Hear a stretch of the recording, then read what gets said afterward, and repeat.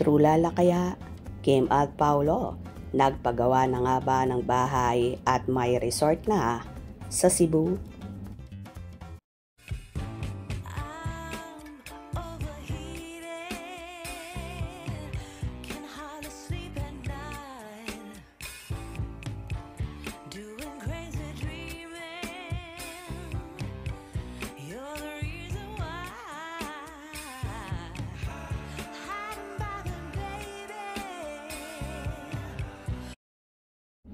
Nakakatuwa talaga ang solid Kim Pao supporters na talagang hinahalukay at alam na alam ang nagaganap sa dalawa. Kagaya na lang ng isang page na nagpost ng, may bagong property si Kimi. Lilipat na kaya siya o parerentahan lang for extra income? Either way, congrats sa bagong blessings.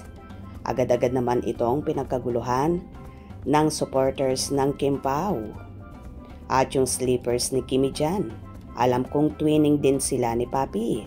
Hanapin ko pa yung pic. Meron po niyan si Pao.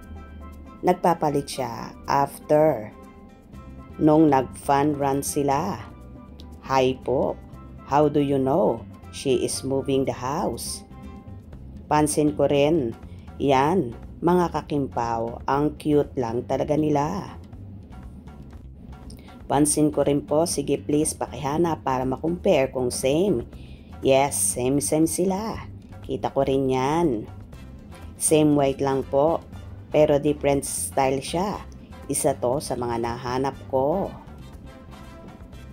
Grabe, minsan sumasagi na talaga sa isip ko na di lang sila boyfriend at girlfriend. Parang mag-asawa na sila. Sleeper talaga agad ang pansin ko. Same. Hehehehe. Yung suot nyo po sa stolen shot, yung nakayakap siya sa bewang ni Kimi, yun ang suot na sleepers ni Pao. Yes, yun din po ang nasa isip ko. Yung nakaya po sa bewang ni Kimi si Pao after jogging. Sasabihin ko sana pero sinabi mo na. Kinilig ako sa sleepers talaga. Oo nga sana all. Oo, ganyan na ganyan lagi sinusot ni Paulo. White din ang kulay.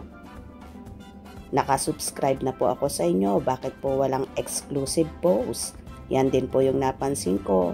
Agad parang kay Pao. Yun malaki.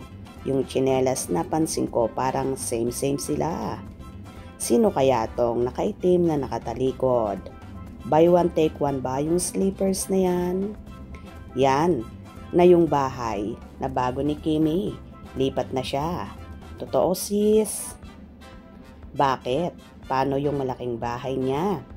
Paano lilipat yung malaking bahay? Sa kanya yon. Hindi kayang iwanan ni Kimi sila kam. Besides, lahat na gamit doon kay Kimi po. Baka pauupahan na lang. Baka ibinigay niya kay Lakam para mayroon naman siyang materhan. Congrats, Kim Pao. Baka ate niya, si Twinkle. Huwag munang pahawakan ang pera si Lakam. Uubusin lang niya sa sugal. Be wise. Sarili mo naman isipin mo ngayon. Tapos ka na sa kanila. Matanda na mga kapatid mo. Baka mag-isa ka lang tatanda. Yaan mo na sila. Magpamilya ka na. Hindi niya po bahay yan. God bless you. Yan, Kim. Bili ng properties para hindi mawawala ang pinaghirapan mo. Yung safe ang location at secure ang kinabukasan mo. Ang lahat ng pinagpuyatan makikita mo. Ikaw mismo gumawa. Huwag nang iasa. Iba kasi pag pera, mainit Nilabas na yung katwining ng sleeper ni Papi. Idol Kim, yung buhay mo ang atupagin mo. May kanya-kanyang pamilya na ang mga kapatid mo. Dapat buhay mo muna ang iisipin mo at priority ang buhay mo ngayon kung pwede lang. Ito siguro yung bahay na sinasabi. Yung nag-comment na nagpagawa ng bahay sila ni Pao at Kim at mayroon silang beach resort sa Cebu. Nabasa ko lang sa comment. God bless you Kimi at ingatan ka palagi ng Panginoon.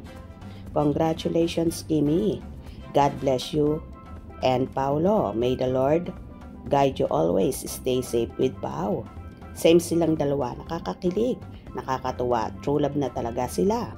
Masaya tayong mga supporters ng Kim Pao. Sana S.E. Paulo makasama si Kimi. Magpakasal na kayo ni Pau para magkapamilya ka na.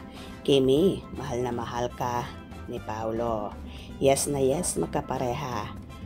Na masayang couple, yehe. Wow, congratulations Kim Pau. Another blessing na naman yan. New house, more blessings to come. Congratulations Kimi sa panibago mo na namang investment kung totoo nga na bahay mo yan. True lala din kaya na meron na silang bahay sa Cebu at resort ni Paulo. Hope you enjoyed. Please subscribe for more info.